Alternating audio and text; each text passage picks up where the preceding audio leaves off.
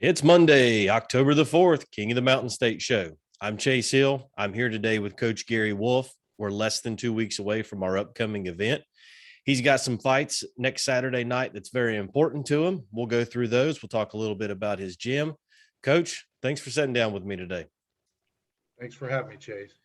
So tell me what's new, man, since the last time we talked. It's been a few weeks, maybe a month or so ago, after the last event there. What's new at the Wolfe Boxing Gym in Parkersburg? Well, I don't know that anything's new other than the fact that, we just keep working hard and taking it to a new level. Each time that we have a show with you, the nice thing is we get to look up and see real action, and we can break it down. We look at the other fighters. That's why I love this tournament you have going on.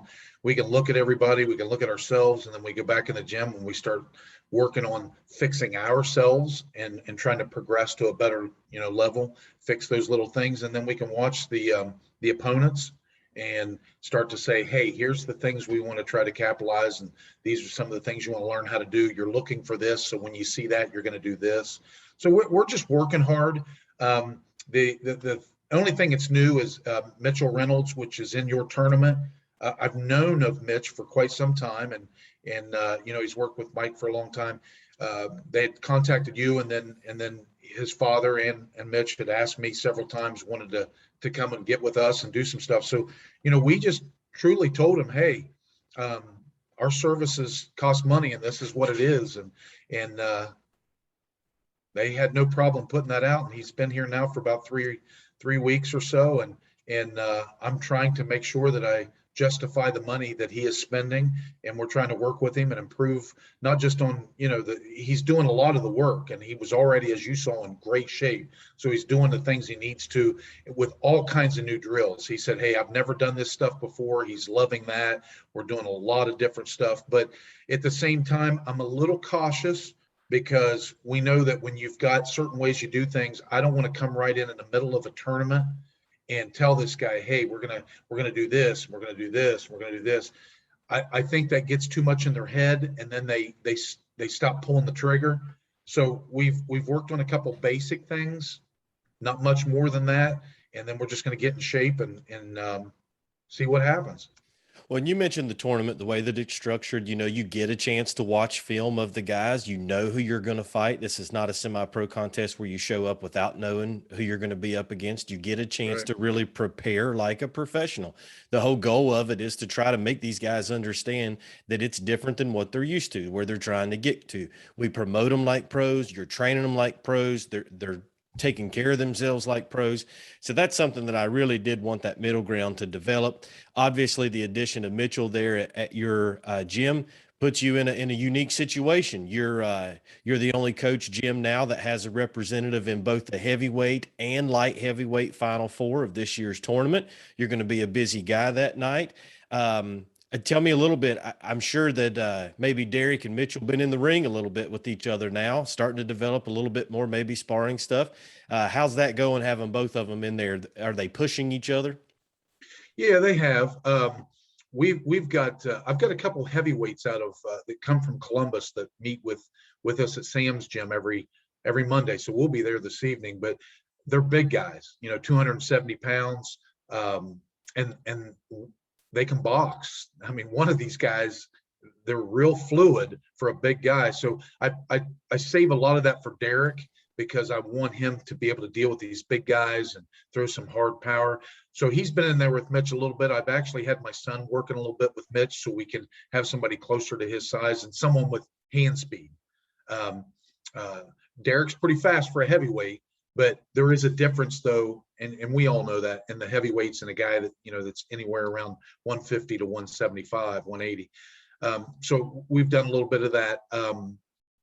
Dustin Eckert has actually visited the gym and did some sparring with Derek and with Mitch as well. So and we all know, everybody's talked about that. Dustin around this area is as good as you're going to get, and he's pretty dang slick. So, and we want to help him out as well. So we're mixing it up and doing some things. But I've got a few other pros that we're bringing in, and then trying to get them to understand, hey, we're not in the pro ranks yet, so we need you to work some quick, fast stuff with these guys for a couple minutes just to push it. But yeah, he's getting what he needs to. And the names that you're mentioning, anytime we talk about Sam Jones, mentioning guys like Dustin Eckerd with Derek and Mitchell thrown in there, your son being in the gym, we've all seen what he can do, all that. You're starting to really put a stamp on the gym there. I mean, we're starting to see that the gym really get to the next level and start to establish itself as kind of the place to be for the Yeah. top talent. Let's talk about Derek. Derek, in round one, he boxed a lot. He didn't fight as much. That before the tournament, he fought a lot, but he didn't box very much. You can really see the way you put him together in round two. He was a boxer, but he was aggressive. He used his power, but he was slick. He used his power in the form of a straight right, but he set it up with a feint. His footwork was good. Like really starting to see him grow into it. Talk a little bit about the progression that you've seen now, another camp as we get closer to round three of Derek Gibson. Well, I think the progression that I see the most is his aggressiveness. And there are a couple guys, like we say, that meets over at Sam's with him from Columbus that are forcing him to do that. And I've started to ride him a little bit. And he's getting more of that aggressive action. So, and I think some of it might have been at the beginning. You got to realize we still talk about this. There was a lot of stuff that we had a lot of time before we got into your tournament that we were working on, a lot of footwork, a lot of checks and blocks, a lot of defensive skills, things with angles, understanding when you move to the, we understand where we want to be with real estate in that entire ring. And I think it's a lot of stuff for anybody to take in a short period of time. And Derek was getting it in the gym. We looked good on the pads. We do some sparring. Once he got to the real fight, I think that first one, he was thinking too much. And then we kind of noticed, hey, even when you hurt the guy a couple of times, where's the finisher? And so we've talked about that a lot. So I think that's the biggest progression. I've told him, quit thinking. If you have to think about what I'm showing you, just be yourself and let it go. We'll worry about it later. And we've had some situations, Chase, where, he's sparring with a guy from Pennsylvania in the ring, and guy hit him with some real stiff stuff and picked up the pace that we talk about. And I always tell these guys, when you start to spar with somebody new or somebody that you haven't sparred with before, just tell them, hey, I'm going to go at your pace. And really what that means is if you go hard, I'm going harder. Mm-hmm. If you want to work and go at a certain percentage, then I'll feel that and we'll go and we'll learn something. He's learned to pick that up. And through a little bit of stuff that I've dogged him on, he looks like he's ready to kill me when I do it. But at the end of the night, he says, hey, I get it now. I understand. And he's just, I think that competitive toughness is coming out with him in the ring. Now, granted, he hasn't changed outside that ring. Derek he's just a kind human being, and he has fun and he likes it and he works so hard. But now he's understanding when we get in that ring for competition, that guy is his enemy until the referee says it's over. Absolutely. And you can see a little bit of that mean streak come out last time, and I think he enjoyed it. I think that's one of the things, you do that enough, you start to really enjoy it. Now you don't have to pull it out of him as much. I have a couple different boxing rings up there. The first one we used for his first fight was 24 foot. Then we went to my 20-footer. Now we're going back to the 24-footer because it's located down there in Welch. So he's going to have room to use his footwork and do different things. Let's talk about his matchup. He's in the semifinals with Matt Adams, former high school national All-American wrestler. Not really skilled boxing. He doesn't care to admit that. He's getting better at it, but it's all new to him. He's just a tough, big, strong guy that some people have had trouble dealing with. Derek's really progressed as a boxer, but I think if it turns into a fight, Derek's okay with that too. What do you see happening with Derek's matchup in the Final Four with Matt Adams? Well, I think you just said it, Chase. For a guy that says you don't know much about boxing, you hit it right on the head. We work on everything. An old term that I learned from Sam 30 years ago. What we try to do is we have a toolbox here, and unlike a lot of people, we don't go to build a house and just take a hammer. So over this time, we have put everything that we can think of in this toolbox, and we test him on it regularly. And that's whether he works laterally, uses the ring. He knows when he wants to control the pace and be able to take his pit stops, if you want to call it that.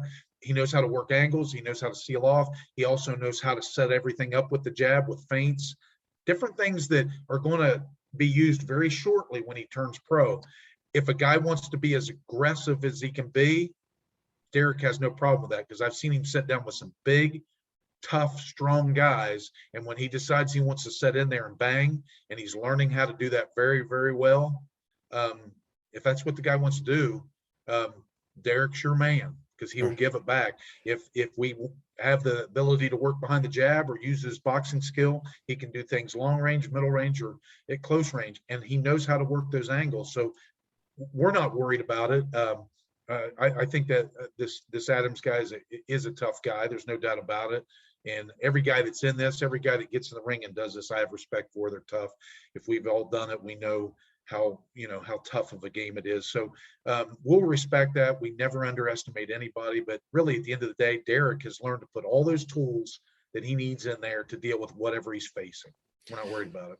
So on these events, there's always something that I look forward to. This was a big part of it. I made it the co-main event, Derek and Matt Adams. The thing that I really look forward to is Matt has been dominating in his approach so far, but he has faced guys with little to no experience. The only tool in their toolbox has been to try to be just as tough and just as strong as him and to brawl with him. So what I look forward to is, how does Derek take all his experience and his training and kind of put it into a different approach when that brawler comes forward? There's going to be some things I think Matt Adams is going to see this time that he hasn't seen in the past. So that for me, that's what I look for in the fight. It's going to be a great one. Whoever wins that will be in the championship of this year's heavyweight division to be crowned the king of the Mountain State. So that's pretty exciting. We mentioned Mitchell Reynolds earlier. You've had him for maybe a few weeks now. We talked off camera. You didn't want to kind of disrupt his approach throughout the tournament. You wanted to kind of start with a couple simple things. You'll really dive into who Mitchell Reynolds is and fixing some things after this tournament. But tell me, from the time you got him day one to now going into his fight, what have you seen over the past few weeks as far as him starting to really, push himself and see what it's like to really be trained top notch? Yeah, well, you've talked about some of the drills we do in the gym, and I've pulled out a ton of stuff. Yesterday, these guys were running sprints up. I'm talking, when I say a hill, I mean straight uphill. And I made Mitchell do it a little farther than what Derek was doing, because I said, "Hey, you're lean, you're fast." He didn't care about it. He did it. And so all the drills we're doing, some of these drills we're working on, it's really good because I do the drills, and rather than trying to take him into the boxing thing right now and say, "Listen, let's work on your feet. Let's talk about this. Let's talk about that." There's a few little basic things you'd learn as an amateur boxer that is missing. And so we want to get those basic things in. So we're doing, when we're done with everything, Mitch stays and puts in a bunch of extra time because we need extra time to just put in reps. We'll do it over and over and over, because we all know the only way it's going to be implemented, not only in the sparring but in a real fight, is if it's muscle memory. And I don't expect anybody to make a change and have muscle memory in a matter of weeks. It takes months at best. Some people can do it a little quicker. He's working as hard as he can on trying to incorporate it, and I see it coming. But none of us know come fight time whether that's actually going to be there, because what I've told him is, "Mitch, listen, you're already in great shape, and now we're putting through drills." He said, "I've never done this stuff before." And he's even told me, he said, "Man, I had trouble getting through that, but the next time he'll do it better and better and better." So conditioning is the one thing we know we can do that's not going to change anything. But again, other than some basic stuff that we're working on, I don't want to get too deep into it, because I've told him, come fight time, I don't want you to sit there and have those wheels turning and be not pulling the trigger because you're afraid, "Oh, I'm not supposed to do this, I'm not supposed to do that." I don't even want it in his head right now. I just want him to, we perfected a few things, done a little defensive stuff, some placement with his feet. If he does it, he does it. If not, I'm just going to tell him, "Go do what you do." And then we'll have another 6 weeks after this one, if he's successful, to try to then take a little bit more time to try to adjust some of those things. Well, and you mentioned muscle memory, repetitions, practice. You can't fast forward through that. As I grew up, my dad, we had a rule every day I had to shoot 100 foul shots. By the time I got to high school, if it was late in the game and I got fouled, everybody knew I was going to make the foul shot. I knew it. My dad would have bet the house on it because it was routine. It was muscle memory. We had did it so many times that shooting a foul shot, what became really easy for us that are learning. boxing and stuff and some of the fans out there, when you say some of the holes or some of the steps as an amateur that maybe he should have had already and didn't, without diving too much into it, can you give me one example, whether it's keeping your hands up, bringing your hands back, or just give me one example of something that you would work with Mitchell that would help to lay the Well, foundation? real basic things, Chase, like, keeping your lead foot up. You can't square up. And all these guys, I watch all the videos. It's everybody squares up, and they got to, that's a simple thing that we can fix. So we do a lot of reps with that, pulling straight back. I mean, that's boxing 100. The first day any coach that's ever boxed, first thing, hey, don't back straight out, and they all tend to do that. This comes from these guys where they go forward, then they go back. We work on lateral stuff. When something comes, if we're in the middle of the road and a tractor trailer comes running at us, none of us go straight back. For some reason, we all know to get to the sidewalk. But when we're boxing and a guy comes forward and we're overwhelmed, we still go backwards until we hit the ropes and we sit there and cover up. We teach them, guys, it's the same concept. If it's too much and it's coming, we're going to go lateral instead of forward. So a couple of those basic things. Again, whether that becomes muscle memory enough to use, I don't know, but he's putting in a ton of reps on it. The other thing is a real basic thing, and that's just checking and blocking.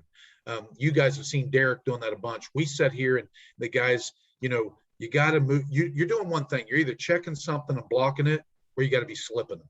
There's nothing else to it. So we do that nonstop, and I'm already seeing him starting to get that to where when I watch him without him knowing I'm watching, I see it still coming. He gets in with these guys a little bit, and I'm starting to see that. I didn't see that before, but come fight time, none of us know what's going to happen. I don't know.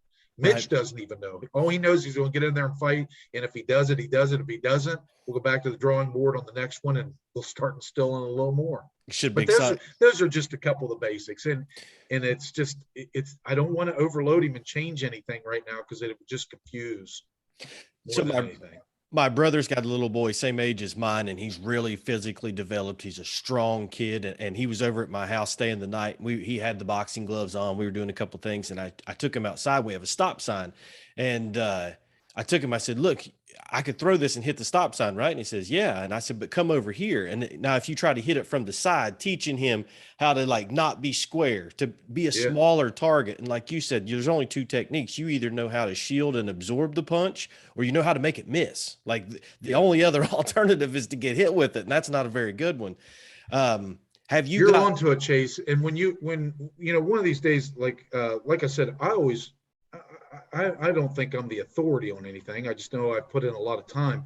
But I said it to you before on our last show. I'll do everything I can to help out any of the coaches or any of the fighters around, because it's a small fraternity. And if there's anything to help these guys, my ultimate goal is for West Virginia to get better at what we do, because I'm just like you and many others I've talked to. I'm sick and tired of everybody making a joke out of West Virginia. One day, I want them to be saying, who is this group in West Virginia? And what are they doing? Where'd they come from?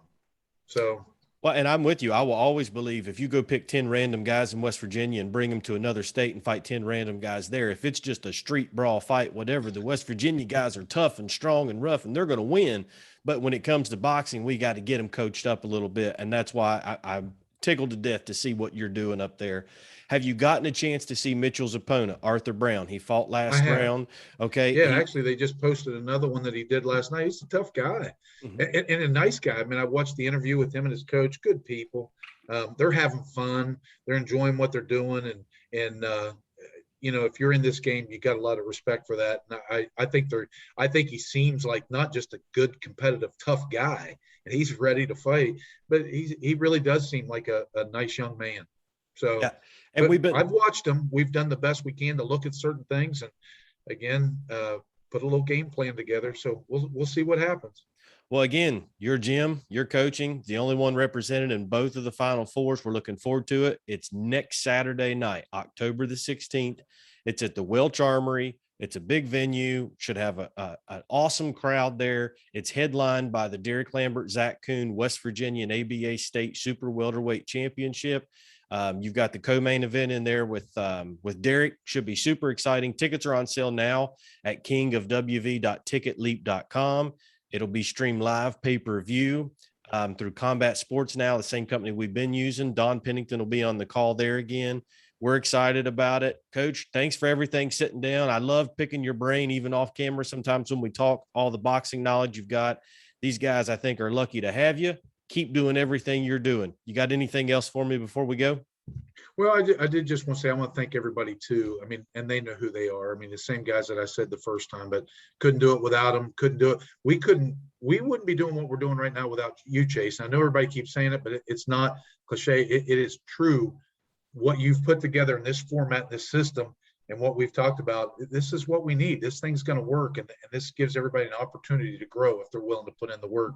I do want to say, though, with Mitch, just a great young man, but I got to give a lot of credit. I mean, he won 3 tough mans, and he did that at Mike's gym, and Mike spent a lot of time with them. They're still a part of him. We're all respectful of each other. So that guy got to where he is at to this point because of Mike and whoever helps him in his gym. So they do a great thing over there, and I'm just glad to be able to help and see if we can make him any better.